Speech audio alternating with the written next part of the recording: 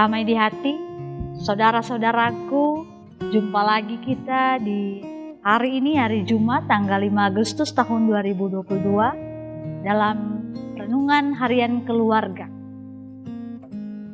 Bersama dengan saya, Vikaris Pendeta Linda Mende STH. Saudara-saudaraku, semoga kita semua selalu ada dalam keadaan tubuh yang sehat, kuat, dan diberkati dalam kita akan melakukan setiap aktivitas tugas kerja kita di sepanjang hari ini. Dan oleh karena itu, marilah kita mengawali aktivitas kita untuk datang ke hadirat Tuhan, beribadah kepada Tuhan. Mari kita berdoa. Segala puji syukur kami naikkan ke hadirat-Mu Tuhan Yesus karena penyertaan-Mu dalam kehidupan kami, sehingga kami boleh menikmati hari yang baru, nafas hidup yang baru, dan kami boleh melakukan berbagai aktivitas kami di sepanjang hari ini. Dan oleh karena itu Tuhan Yesus, karena penyertaan-Mu itu, kami rindu untuk datang dalam persekutuan beribadah kepada Tuhan dalam edisi Renungan Harian Keluarga di hari ini. Kiranya firman ini yang akan menerangi dan yang akan menuntun setiap perjalanan kehidupan kami di sepanjang hari ini. Dan Tuhanlah yang akan memberikan hikmat kepada setiap kami untuk mengerti dan memahami akan firman ini. Ya Tuhan Yesus yang kami puji dan kami sembah, berfirmanlah karena kami telah siap mendengarkannya. Amin. Saudara-saudaraku, di saat ini kita akan membaca dan merenungkan firman Tuhan dalam perjanjian baru, dalam Ibrani pasal yang ke-13, ayat yang ke-10 hingga ayat yang ke-14. Sekali lagi Ibrani pasal 13, ayat yang ke-10 hingga ayat yang ke-14 berkata demikian. Kita mempunyai suatu mezbah dan orang-orang yang melayani kemah tidak boleh makan dari apa yang di dalamnya. Karena tubuh binatang-binatang yang darahnya dibawa masuk ke tempat kudus oleh imam besar sebagai korban penghapus dosa, dibakar di luar perkemahan. Itu jugalah sebabnya Yesus telah menderita di luar pintu gerbang untuk menguduskan umatnya dengan darahnya sendiri. Karena itu marilah kita pergi kepadanya di luar perkemahan dan menanggung kehinaannya. Sebab di sini kita tidak mempunyai tempat tinggal yang tetap, kita mencari kota yang akan datang. Demikian firman Tuhan. Saudara-saudaraku, tema perenungan kita di saat ini yakni Kristus korban yang sempurna. Keluarga Kristen yang diberkati oleh Tuhan kita Yesus Kristus, Kristus telah menyerahkan dirinya menjadi korban penghapus dosa sekali untuk selama-lamanya. Sehingga kita menyebutnya sebagai Tuhan dan Juru Selamat. Yesus Kristus telah menderita untuk menebus, menyucikan, dan menguduskan setiap umatnya, dalam hal ini saya dan saudara-saudara, dengan darahnya sendiri. Itu terlihat dalam ayat yang ke-12.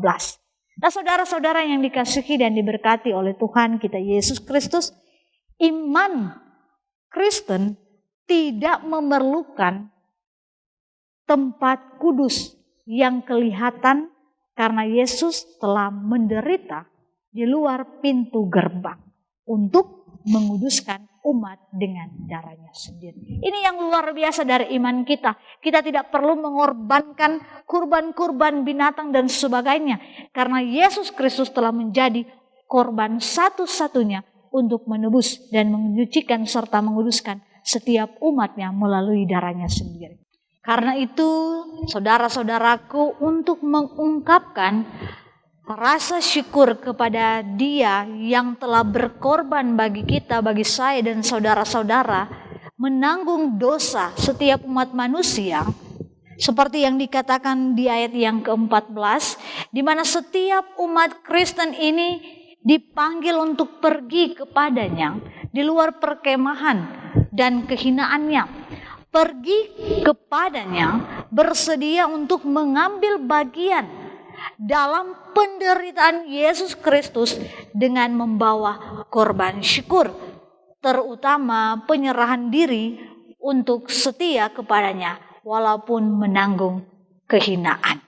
Nah, saudara-saudara yang dikasihi dan diberkati oleh Tuhan kita Yesus Kristus, oleh karena itu ketika kita mengaku bahwa kita adalah orang Kristen, maka kita jangan pernah takut atau khawatir ketika kita mengalami penderitaan dan persoalan. Karena kita telah menerima keselamatan daripada Tuhan lewat penderitaan yang Dia lalui.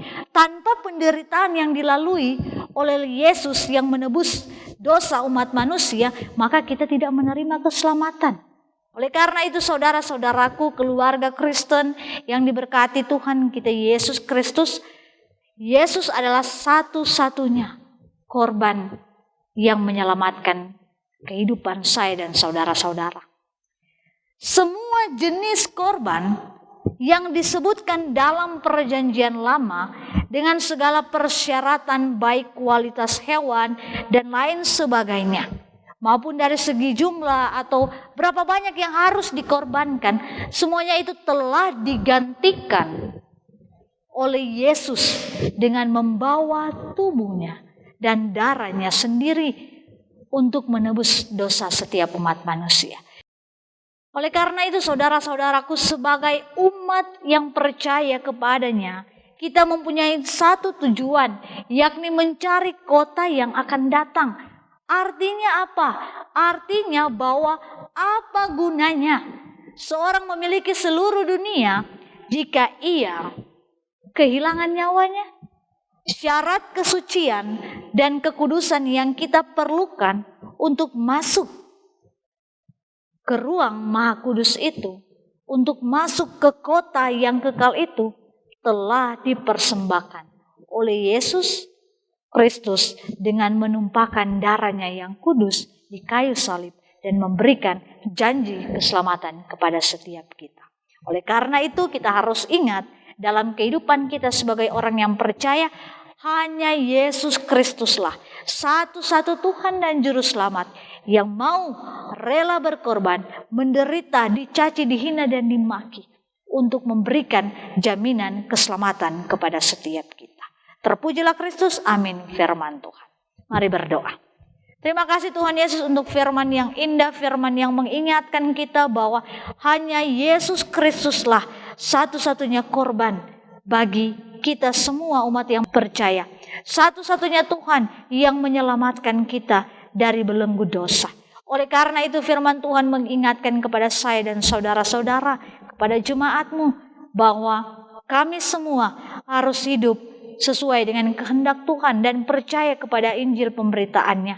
Dan kiranya Tuhan memampukan setiap kami untuk menjadi saksi-saksi Kristus yang hidup di tengah-tengah kehidupan setiap kami, setiap hari kami, di tengah-tengah kehidupan keluarga kami, bahkan jemaat, masyarakat, dan dimanapun kami pergi dan berada. Kiranya Tuhan yang akan selalu menuntun kami, dan Tuhan yang akan menyertai setiap tugas kerja aktivitas kami.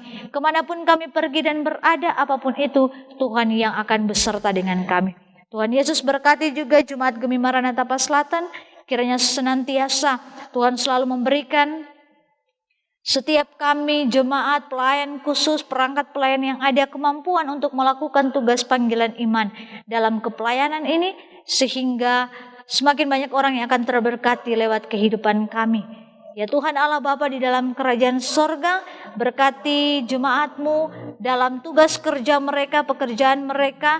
Tuhan perlancar setiap usaha bisnis mereka, sehingga semakin banyak berkat yang tercurah atas mereka. Dan kiranya juga Tuhan Yesus, Engkau yang akan senantiasa memberkati pendidikan dari setiap anak-anak-Mu, masa depan setiap kami, kiranya juga Tuhan yang akan menyertai semuanya itu. Tuhan Allah Bapa yang kami puji dan kami muliakan, seluruh kehidupan dan penghidupan kami serahkan ke dalam tangan-Mu yang penuh kasih. Dalam nama Yesus Tuhan dan Juru Selamat kami berdoa dan bermohon. Amin. Nah saudara-saudaraku, demikianlah renungan harian keluarga di hari ini. Kiranya lewat video-video yang ditayangkan di channel YouTube Jemaat Gemi Maranatha Selatan, semakin banyak orang yang terberkati, dan teruslah kita menjadi berkat bagi banyak orang, dan Tuhan Yesus memberkati kita sekalian. Shalom, damai di hati.